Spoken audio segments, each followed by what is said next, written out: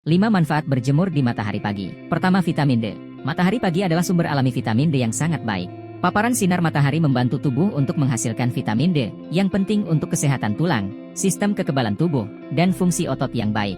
Kedua, meningkatkan mood dan menghilangkan stres. Paparan sinar matahari meningkatkan produksi serotonin dalam otak, hormon yang berhubungan dengan perasaan bahagia dan kesejahteraan. Ketiga, menyegarkan pikiran.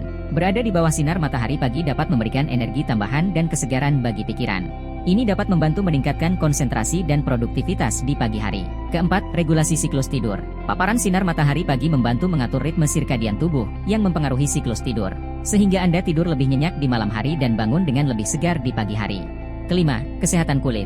Matahari pagi menyediakan sinar UVB yang lebih rendah daripada sinar matahari di siang hari, yang dapat bermanfaat bagi kesehatan kulit.